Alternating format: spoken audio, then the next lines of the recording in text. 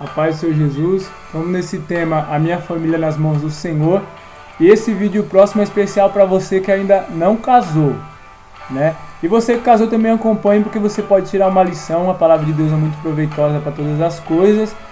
Mas é especialmente você que ainda não casou e tem a dúvida com quem casar, né? Nós vamos falar um pouquinho sobre o jugo desigual. Que a Bíblia nos aconselha a casar com alguém que compartilha a nossa própria fé, para evitar consequências, né? Para evitar problemas futuros. A Jesus vai estar lendo aqui uma palavra em nome de Jesus, depois a gente vamos discorrendo acerca do assunto. Essa palavra se encontra em Gênesis 24, 3 ao 4. Diz assim: E te farei jurar por Jeová, Deus do céu e da terra, que não tomarás mulher para meu filho das filhas dos cananeus, entre os quais habito, mas irá à minha terra e à minha parentela, e daí tomarás mulher para meu filho Isaque.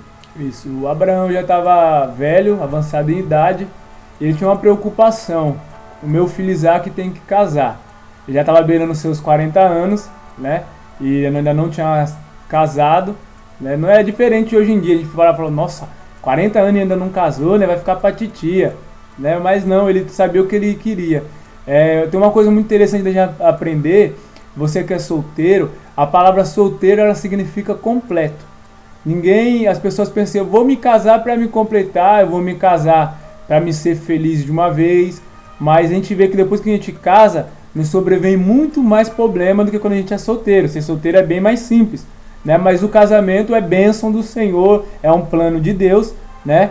E quando você é solteiro, é o seu tempo de se preparar para estudar, se preparar para ter um trabalho bom, para que o seu casamento também seja melhor, seja um casamento abençoado e com menos dificuldade, podemos dizer assim. E Abraão conhecia isso, sabia disso. Isaac também, aprendendo com seu pai, já tinha os seus 40 anos, eu creio que se preparando para casar. Mas não saía do coração dele esse desejo, eu creio assim. E Abraão, já velho, chamou o seu criado mais antigo da sua casa e falou: talvez eu morra antes de Isaac casar, então vem aqui, vamos fazer uma aliança nós dois. Me promete que você não vai deixar o meu filho casar com alguma filha dos cananeus. Quem eram os cananeus? Outros povos que habitavam no mesmo lugar que Abraão habitava, que serviam a ídolos, que tinham uma fé distinta da fé do verdadeiro Deus, né? Não compartilhava da mesma fé de Abraão. Ele tinha essa preocupação para que seu filho não tivesse problemas futuros, né? Porque ele não casasse com uma mulher dos filhos dos cananeus.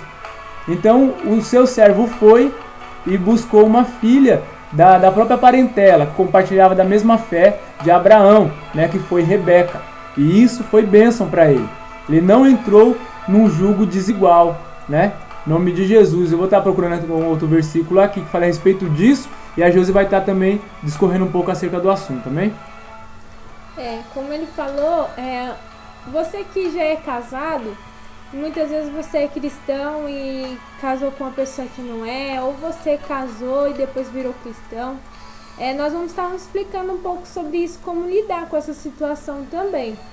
Mas você que está se preparando para casar também, o namoro é conhecimento.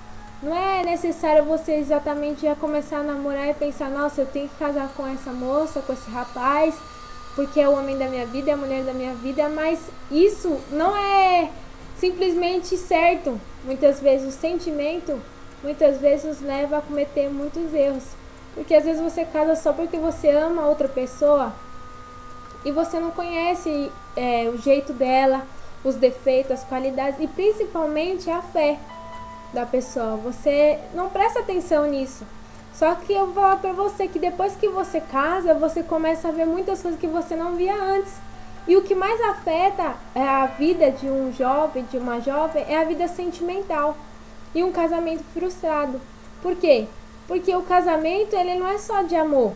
Ele precisa também ter fé para você acreditar no casamento. Você precisa ter uma pessoa que te apoie, que ore com você, que jejue com você, que vá para a igreja com você, que busque os mesmos interesses que você. E também uma pessoa que queira um futuro, queira filhos. Muitas vezes um quer, outro não quer. E isso não é conversado no namoro. Então, antes de você casar, você tem que pensar muito bem. Você que já é casado, claro, nós vamos explicar o que você deve fazer.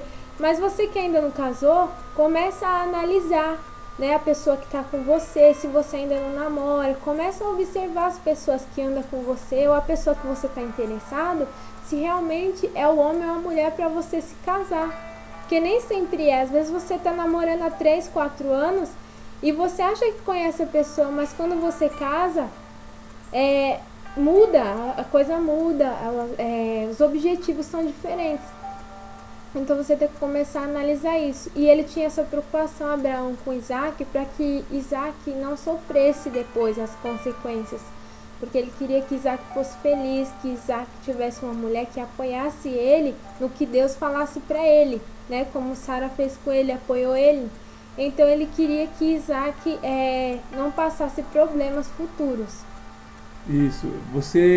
O casamento de um cristão, nós sabemos que ele não pode demorar muito, mas também não precisa ser de uma hora para outra, né? Tem uma palavra de Deus que diz que não tem nada oculto que não venha a ser revelado, né? E casa para você ver que vai ser revelado muita coisa que estava em oculto que você não sabia, né? Então peça para Deus antes de você casar para revelar como é verdadeiramente o coração da pessoa, para que depois você não venha a ter problemas futuros. A palavra de Deus diz em 2 Coríntios, no capítulo 6, no versículo 14, está escrito assim: não vos prendais a um jugo desigual com os incrédulos, pois que sociedade tem a justiça com a injustiça, ou que comunhão tem a luz com as trevas. É necessário você ver se essa pessoa ela verdadeiramente tem a mesma fé que você ou não. Eu digo isso às vezes até para uma pessoa que está dentro da igreja, que você está de olho, está pensando em casar, mas também tome muito cuidado, você jovem, tanto homem como mulher, não se envolva com quem é de fora. Você às vezes pensa assim, não, mas eu posso trazer ela para dentro da igreja, eu posso converter. Quem converte a pessoa, quem convence o homem do pecado e da justiça é o Espírito Santo, e você não é o Espírito Santo. Você tem que tomar muito cuidado com isso, porque talvez você já ouviu alguém dizer isso. É muito mais fácil quem está lá fora puxar você para fora do que você puxar alguém para dentro. É muito difícil isso acontecer. É muito difícil mesmo. Guarde isso no seu coração, é muito difícil mesmo. Você não converte ninguém. Então vigie, não se prenda a um jugo desigual. O que é esse jugo quando a Bíblia está falando? O jugo era aquele aparelho de madeira que colocava no pescoço de um boi para a terra. E com aquele jugo ele puxava o arado e ia trabalhando na terra. Ou seja, o jugo é aquilo que te prende a trabalhar. É aquilo que te prende, te força a fazer uma coisa que muitas vezes você não quer. Né? Jesus falou que o jugo dele é suave. Né? Por que ele fala jugo? Porque você vai estar preso a Jesus. Mas é suave, não é pesado. Agora o jugo do mundo, o jugo do pecado, ele pesa muito. É muito difícil se livrar. E como você vê que a Bíblia diz, aquele que casou não se separe. Então você tem que tomar muito cuidado ao se casar. Por isso que o apóstolo Paulo ele diz, se você não consegue se conter, case-se. Mas se você consegue se conter, é melhor que você não case. Olha que coisa tão séria é. Isso é um mandamento dele, não é que Deus estava mandando ele falar. Ele explica nessa palavra e fala, isso é um mandamento meu. Se você consegue ficar como eu, como Paulo, que não se casou, mas consegue conter o seu desejo, fique assim. É melhor para você. Vai ser menos problema na sua vida. Mas se você não consegue, se case, mas tome cuidado com quem você vai casar. Em nome de Jesus, amém? Eu vou falar até uma coisa engraçada, mas é verdade. Quando a mulher, ela muitas vezes namora e ela é bonita, tudo, e o homem fala, nossa, essa é a mulher da minha vida, essa é maravilhosa, é a minha princesa. Muitas vezes ela não se prepara para casar, ela não sabe cozinhar, ela não sabe limpar uma casa. E isso depois do casamento se torna um problema. Por quê? Porque ele quer comer todo dia, ele quer a casa limpa. Só que isso é o de menos. Por quê? Porque ela pode ir na internet hoje em dia e procurar uma receita e fazer. Só que na vida espiritual não existe isso. Ninguém vai converter ninguém, como ele falou. Como que você vai conseguir convencer alguém a ter a mesma fé que você, se muitas vezes para você foi difícil você aceitar o que realmente é verdade, como a palavra de Deus, você teve um processo para aquilo, e como é que depois do casamento você vai converter alguém, ou até mesmo namorando? Porque a pessoa precisa querer aceitar o mesmo Deus que você. Então, não pense que você vai mudar a pessoa do seu lado, porque tem pessoas que é casada há 20, 40 anos, 30 anos, e eu tô falando de um casamento sólido, uma pessoa que tem experiência de vida e não consegue mudar a outra.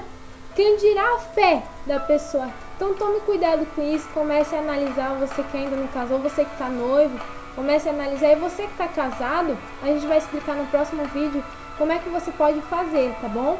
Que Deus abençoe a você e a sua família. Tchau. Tchau.